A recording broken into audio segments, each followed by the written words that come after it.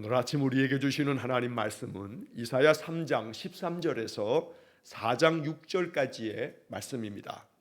이사야 3장 13절에서 4장 6절까지의 말씀을 세번역 성경으로 봉독합니다. 주님께서 재판하시려고 법정에 앉으신다. 그의 백성을 심판하시려고 들어오신다. 주님께서 백성의 장로들과 백성의 지도자들을 세워놓고 재판을 시작하신다.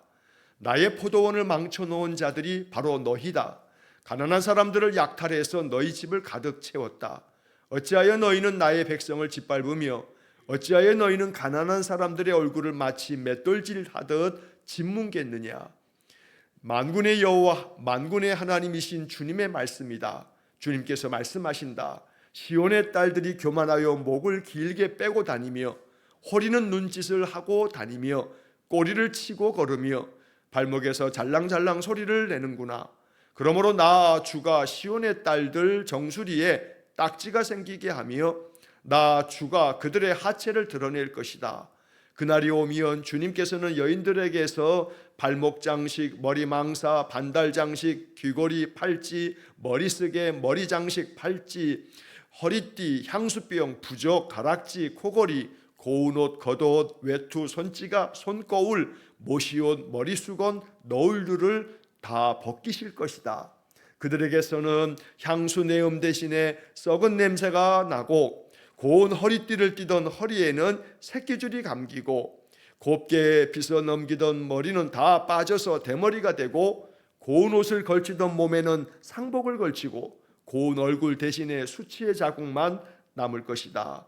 너를 따르던 남자들이 칼에 쓰러지며 너를 따르던 용사들이 전쟁터에서 쓰러질 것이다. 시온의 성물들이 슬퍼하며 곡할 것이요 황폐된 시온은 땅바닥에 주저앉을 것이다. 그날이 오면 7 여자가 한 남자를 붙잡고 애원할 것이다. 우리가 먹을 것은 우리가 챙기고 우리가 입을 옷도 우리가 마련할 터이니 다만 우리가 당신을 우리의 남편이라고 부르게만 해주세요. 시집도 못 갔다는 부끄러움을 당하지 않게 해주세요. 그날이 오면 주님께서 돋게 하신 싹이 아름다워지고 영화롭게 될 것이며 이스라엘 안에 살아남은 사람들에게는 그 땅의 열매가 자랑거리가 되고 영광이 될 것이다. 또한 그때에는 시온에 남아있는 사람들, 예루살렘에 머물러 있는 사람들, 곧 예루살렘에 살아있다고 명단에 기록된 사람들은 모두 거룩하다고 일컬어질 것이다. 그리고 주님께서 딸 시온의 부정을 씻어주시고 심판의 영과 불의 영을 보내셔서 예루살렘의 피를 말끔히 닦아주실 것이다. 그런 다음에 주님께서는 시온산의 모든 지역과 거기에 모인 회중 위에 낮에는 연기와 구름을 만드시고 밤에는 타오르는 불길로 빛을 만드셔서 예루살렘을 닷집처럼 덮어서 보호하실 것이다. 하나님께서는 예루살렘을 그의 영광으로 덮으셔서 한낮의 더위를 막는 그늘을 만드시고 예루살렘으로 폭풍과 비를 피하는 피신처가 되게 하실 것이다. 아멘. 자, 오늘 이사야 3장 13절부터 마지막 절까지 그리고 4장 1절로 6절 4장의 말씀을 모두 읽었습니다. 자, 이 오늘 이사야 3장 13절부터의 말씀을 우리가 이해하려면 그 앞에 3장 1절부터 12절까지의 본문, 우리가 어제 주일 아침에 묵상책에 담겨 있는 어제 말씀을 잠시 살펴보는 게 필요합니다.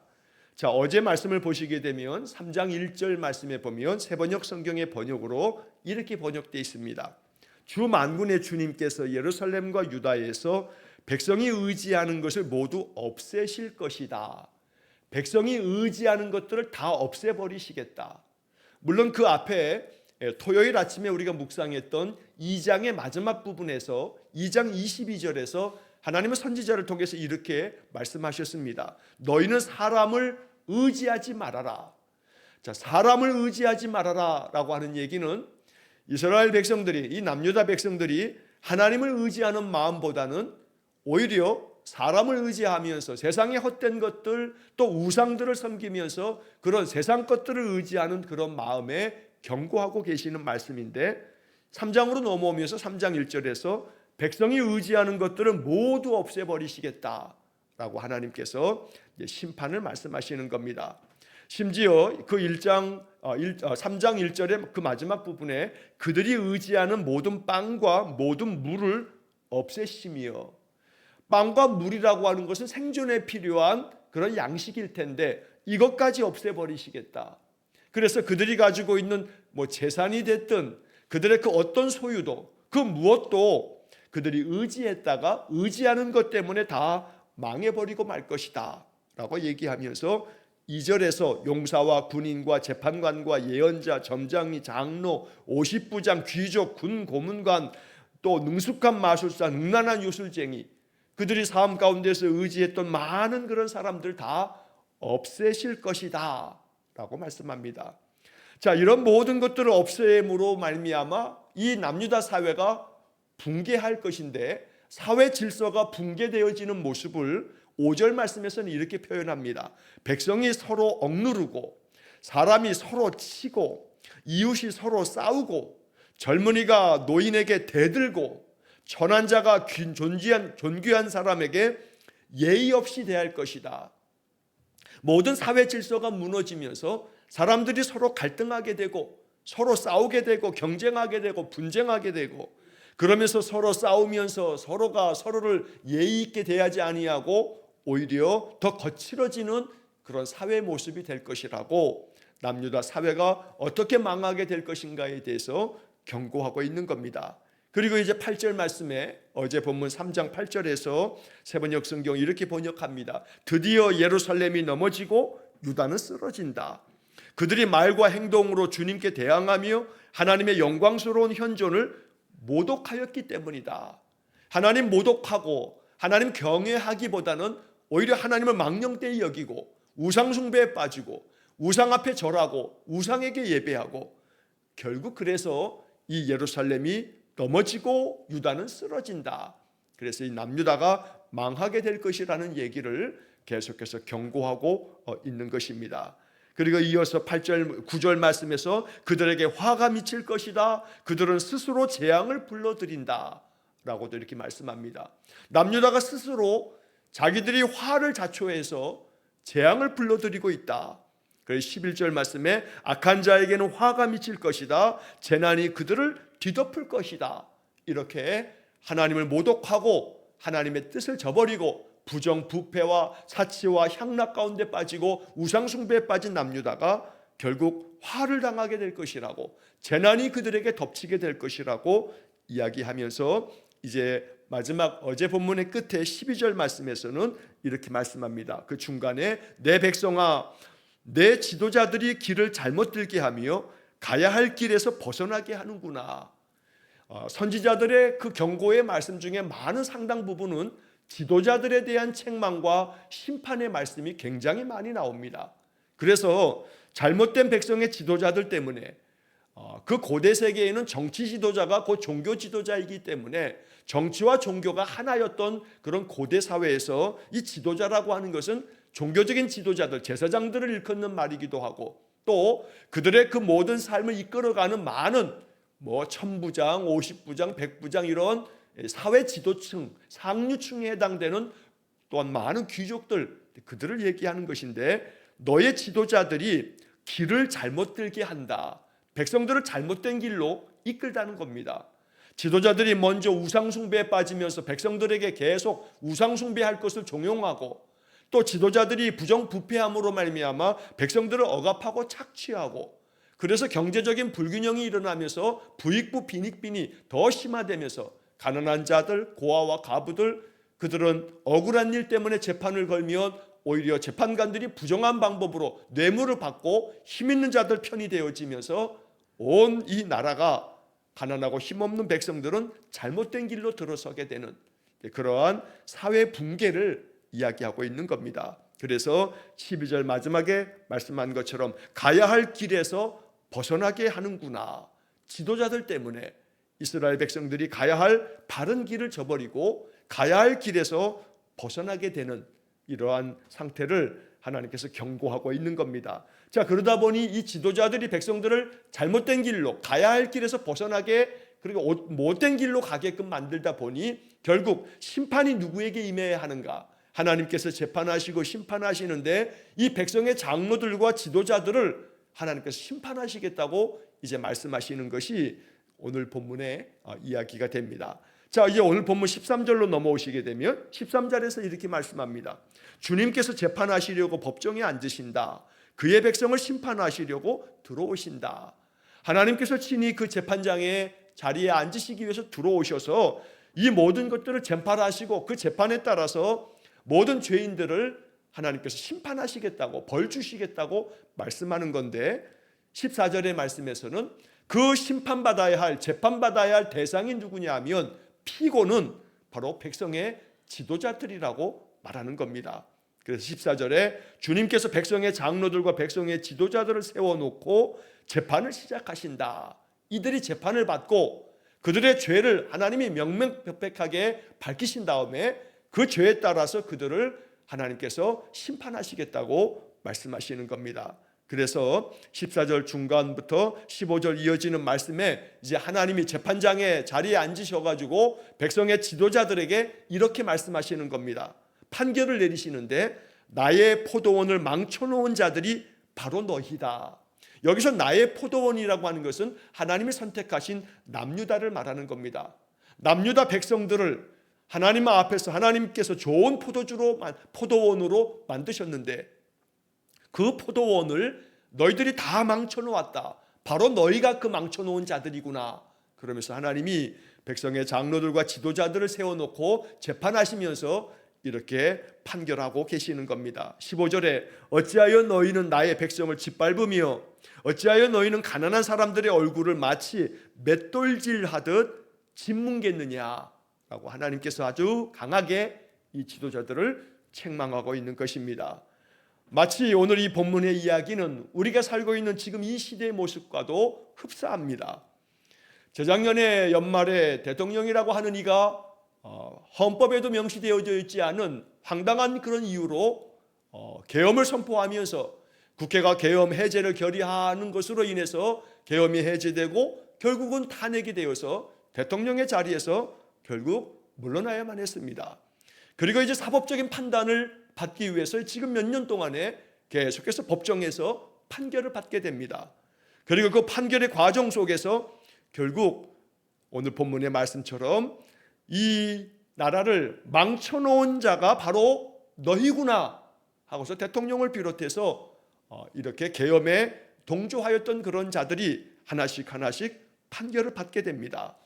오늘 본문의 말씀처럼 가난한 자들을 약탈하고 너희 집을 가득 채우면서 호의호식했던 그런 잘못된 지도자들이 그 백성을 짓밟으려 하고 또 그 백성들의 얼굴을 마치 맷돌짓 하듯 뭉개겠다고 국회에다가 헬기를 띄우고 군사들을 무장시켜서 난입하게 하고 완전히 무법 그런 세상이 돼버릴 뻔했습니다. 그래서 하나님께서 이 본문의 말씀의 이야기는 지금으로부터 거슬러 올라가도 2700여 년 전에 남유다의 모습을 얘기하고 있는 겁니다. 그러나 고대 세계의 인간사의 모습이나 현대 사회를 살고 있는 오늘 우리의 모습이나 잘못된 지도자들, 못된 지도자들에 의해서 한 사회가, 한 나라가 뭉개지는 것은 한순간일 수 있다는 겁니다. 만약에 계엄이 그대로 진행되어지면서 그래서 국회의원들이나 많은 정적이라고 여겨지는 많은 이들을 붙잡아다가 또 온 나라를 완전히 이 계엄군에 의해서 나라가 모든 질서가 장악되어진다고 한다면 이게 나라가 어찌 될지 우리가 정말로 상상도 못할 만한 그런 일을 우리가 지금 지난 몇 년 동안에 겪었던 것입니다. 남유다의 사회상의 모습은 사실 걷잡을 수 없이 이 남유다의 모습이 악한 길로 빠져가면서 오늘 본문에서 말하고 있는 것처럼 이런 지도자들이 가난한 사람들을 약탈하여 자기 집을 가득 채우는 그런 모습과 백성들을 짓밟았다 가난한 사람들의 얼굴을 맷돌질 하듯이 그렇게 짓뭉갰다라고 하는 이런 몇 마디 표현 속에서 우리가 느낄 수 있듯이 바로 이 남유다 사회도 지도자들에 의해서 왕이나 또 권력을 가지고 있는 많은 이들에 의해서 백성들의 삶이 얼마나 무너져 내렸는지를 보여주고 있다는 겁니다. 자, 한편 16절 이하의 말씀에서는 이러한 백성의 지도자들뿐만 아니라 그 지도자들이라 일컬어지는 그들의 아내들까지도, 부인들까지도 온갖 사치와 향락에 빠진 것들에 대해서 이제 16절 말씀 이하의 말씀에서 하나님께서 엄히 경고하고 심판을 예언하고 계십니다. 시온의 딸들이 교만하여 목을 길게 빼고 다니며 허리는 눈짓을 하고 다니며 꼬리를 걸치고 걸으며 발목에서 잘랑잘랑 소리를 내는구나. 여기서 시온의 딸들이라고 하는 것은 지도자들의 부인을 얘기하는 겁니다. 대통령의 부인, 영부인뿐만 아니라 권력을 쥐고 있는 자들이 남편이 가지고 있는 그 권력이 마치 자기의 권력인 양 그렇게 아랫사람들과 백성들을 아주 얕잡아 보고 행하는 그러한 일들을 바로 남유다 사회의 모습 속에 우리는 보고 있는 겁니다. 그래서 이 백성의 악한 지도자들의 그런 부인들이 사치와 허영에 빠지고 교만하고 또 음란한 행위를 저지르면서 그러면서 결국 그것으로 인해서 심판받게 될 것에 대한 이야기를 말씀하는 것인데, 여기 한마디 한마디 조목조목의 이야기들이 그 당시에 사회 지도자들, 그 악한 지도자들의 부인들의 삶의 모습을 이렇게 표현하고 있는 겁니다. 목을 길게 빼고 다닌다라고 하는 것은 목을 길게 보이려고 여러 장식을 하고 다니는 것을 말하는 거고, 허리는 눈짓을 하고 다닌다라고 하는 것은 그 부인네들이 아주 선정적인 눈빛으로 남자들을 유혹하면서 음행을 행하는 것들을 말하는 것이고, 그래서 꼬리를 치고 걸으며 발목에서 잘랑잘랑 소리를 낸다. 이 발목에서 잘랑잘랑 소리를 낸다는 것은 발에 발목 고리를 하고 그 발목 고리에 조그마한 방울들을 달면서 소리를 내면서 자꾸 자기 자신을 드러내면서 남자들을 호리는 그런 부인네들의 모습을 지적하고 있는 것입니다. 결국 그래서 17절의 말씀에 그러므로 나 주가 시온의 딸들 정수리에 딱지가 생기게 하며 나 주가 그들의 하체를 드러낼 것이다.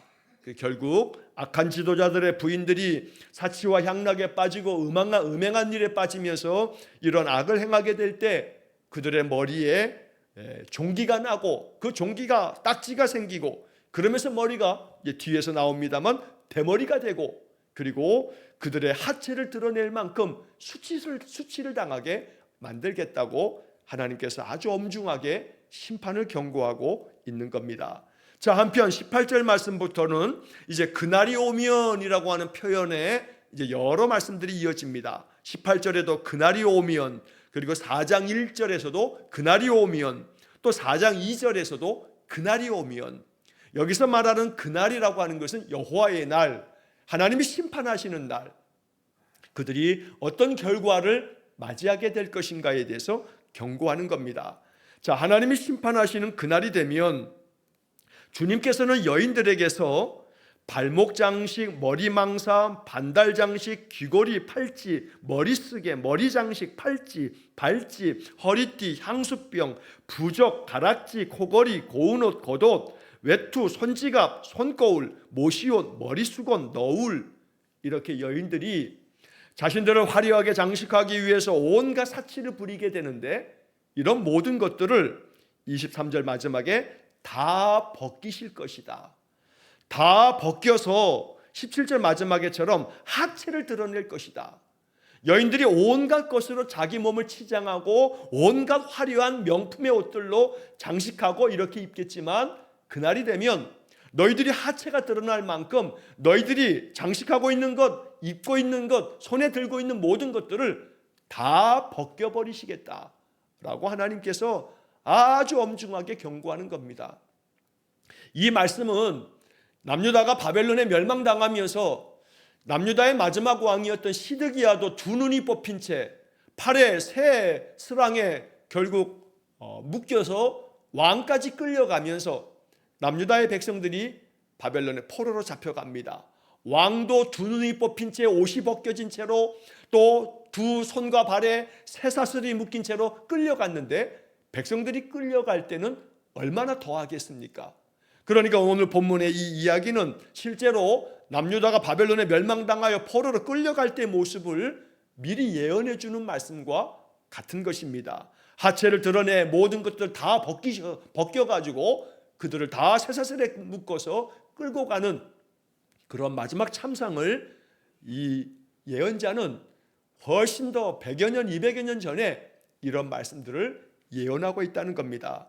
그러나 남유다 사람들은 이 모든 선지자들의 말씀을 아주 외면하고 귓등으로 듣고 결국 그들은 그러한 최후를 맞이하게 되었던 것입니다. 24절 말씀에 계속해서 이 지도자들의 부인들, 아주 상류층에 살고 있는 여러 귀족들의 부인들의 그 허영에 대한 이야기들을 하나님께서 어떻게 심판하실지에 대한 이야기를 더 계속 이어갑니다. 그들에게서는 향수 내음 대신에 썩은 냄새가 나고 고운 허리띠를 띠던 허리에는 새끼줄이 감기고 곱게 빗어 넘기던 머리는 다 빠져서 대머리가 되고 고운 옷을 걸치던 몸에는 상복을 걸치고 고운 얼굴 대신에 수치의 자국만 남을 것이다. 이만큼 화려했던, 사치를 부렸던, 향락에 빠졌던 그 상류층의 지도자들의 부인들이 몰락할 것을 이렇게 길게 말씀하고 있는 것입니다. 썩은 냄새가 진동하고 이제 그 화려했던 옷은 상복이 되어버릴 것이고 얼굴에 그 화려하고 곱고 잘 항상 장식하고 다녔던 그 모든 것들이 완전히 무너져 내려서 여기 24절 마지막에 수치의 자국만 남을 것이다 라고 이렇게 번역되어 있는데, 쉬운 성경 번역에 보면 불에 탄 흔적이 가득할 것이다 라고 쉬운 성경은 번역해 놓고 있습니다. 그 고왔던 얼굴에 불에 탄 흔적, 그래서 그 불에 탄 것들이 잿더미로 인해서 얼굴도 시커멓게 죄가 뒤집혀지는 그러한 참상을 겪게 될 것이라고 말씀한 겁니다.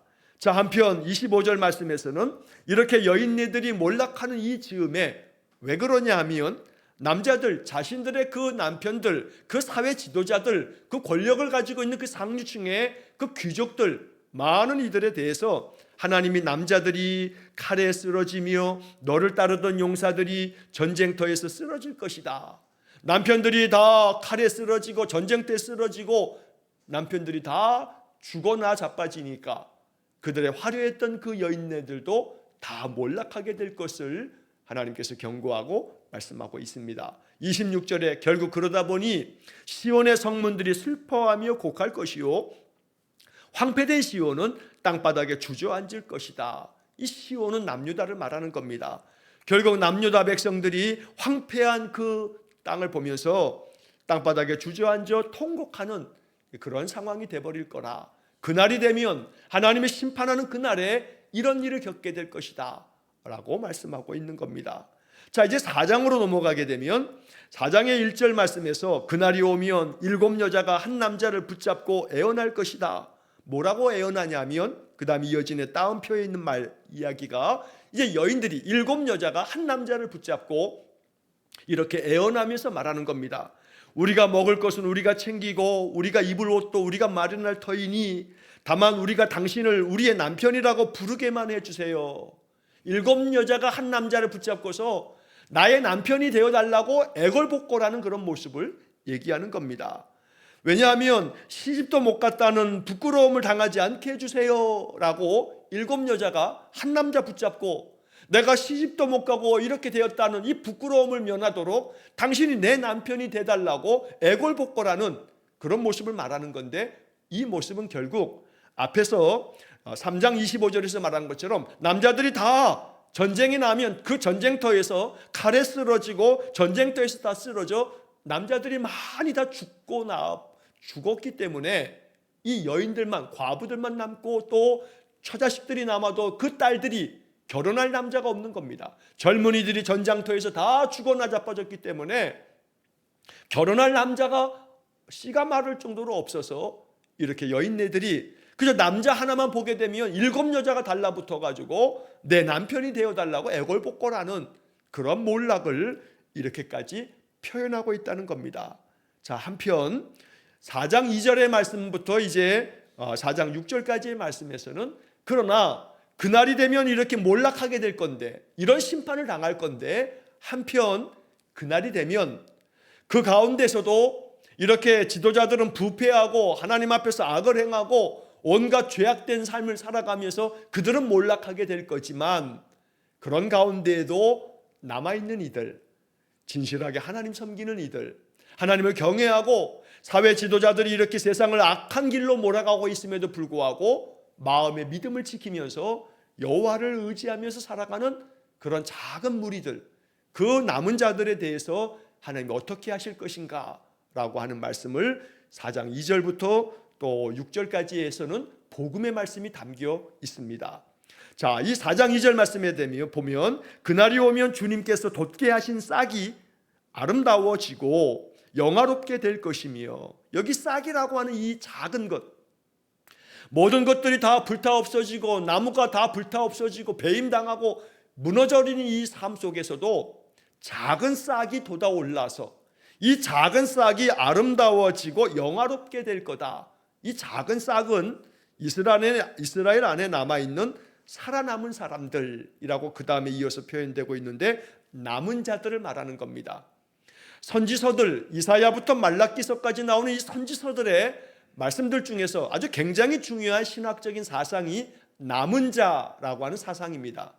하나님께서 남은 자, 즉 심판하시는 가운데에도 여호와를 의지하며 하나님 경외하는 사람들, 그 사람이 소수가 될지라도 그들은 남겨두시겠다, 심판의 자리에서도 남겨두신 자들이 있다라고 하는 이야기가 남은 자라고 하는 사상인데, 그것은 모든 선지자들이 얘기하고 있는 굉장히 중요한 복음의 말씀입니다.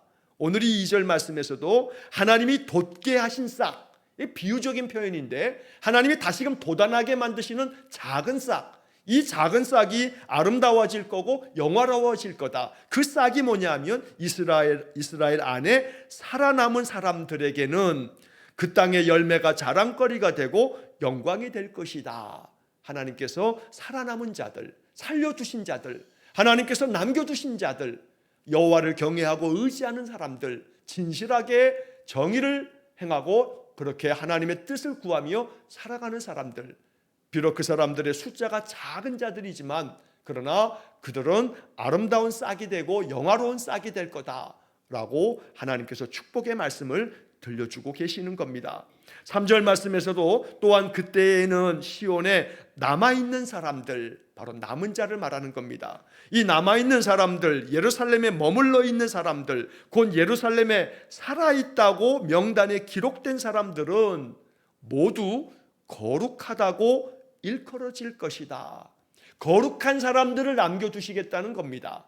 하나님을 의지하고 하나님만을 경외하고 우상 숭배를 따르지 아니하고 부정부패에 빠지지 아니하고 항상 진실되고 참되게 살아가는 그 소수의 사람들, 하나님은 그들을 남겨두시고 그 남아있는 자들을 거룩하다고 그렇게 일컬어지는 날이 오게 될 것이라고도 말씀한 겁니다. 4절 말씀에 그때가 되면 그 남은 자들에 대해서는 주님께서 딸 시온의 부정을 씻어주시고 심판의 영과 불의 영을 보내셔서 이스라엘의 피를 말끔히 닦아주실 것이다. 하나님이 심판의 불, 그 놀라운 불의 영을 보내셔서 악한 자들은 다 불태워버리고, 그리고 이스라엘의 정결한 자들은 그 피를 말끔히 닦아주셔서 그들로 하여금 거룩한 백성이 되게 하겠다라고 말씀합니다. 이러한 말씀들은 결국 남유다 가운데 부패한 지도자들은 멸망당하고 심판당할 것이지만 백성 가운데 하나님을 따르는, 하나님의 뜻을 저버리지 않는 이들은 하나님께서 그들을 영화롭게 만드시겠다, 보호하시겠다 라고 약속하고 있는 겁니다. 마지막 5절과 6절 말씀에서 그런 다음에 주님께서는 시온산의 모든 지역과 거기에 모인 회중 위에 낮에는 연기와 구름을 만드시고 밤에는 타오르는 불길로 빛을 만드셔서 예루살렘을 닷집처럼 덮어서 보호하실 것이다. 마치 출애굽 당시에 낮에는 구름 기둥으로 밤에는 불 기둥으로 그들을 지켜주시고 인도하신 것처럼 5절 말씀은 바로 그런 것을 약속하고 있습니다. 세번역 성경의 이 5절 마지막 부분의 번역에서 예루살렘을 닷집처럼 덮어서, 닷집이라고 하는 표현이 나오는데, 사실 닷집이라고 하는 표현은 이건 굉장히 예스러운 그런 옛날의 표현들입니다.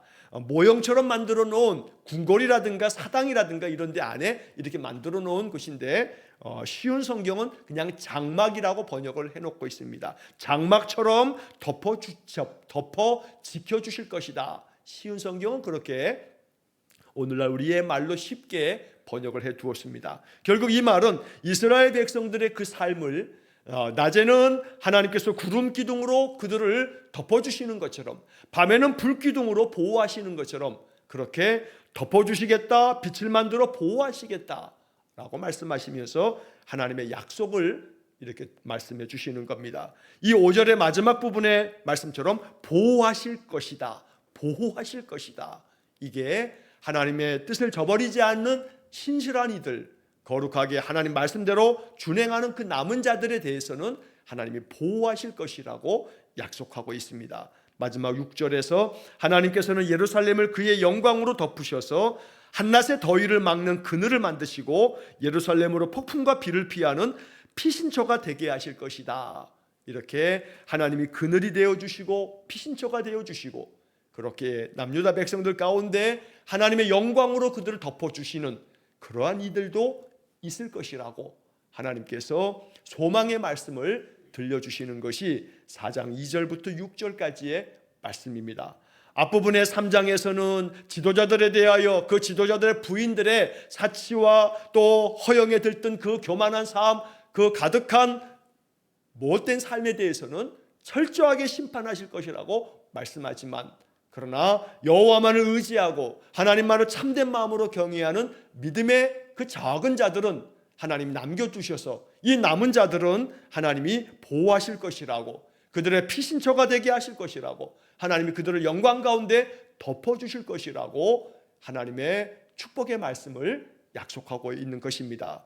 선지자들의 말씀이 바로 이와 같습니다. 심판받을 자에 대해서는 엄중한 경고의 말씀을 계속해서 예언하고 있고, 그런 가운데서도 믿음 안에서 굳건하게 여호와를 경외하는 이들은 하나님이 이렇게 축복하시겠다고, 보호하시겠다고 약속하고 있는 것입니다.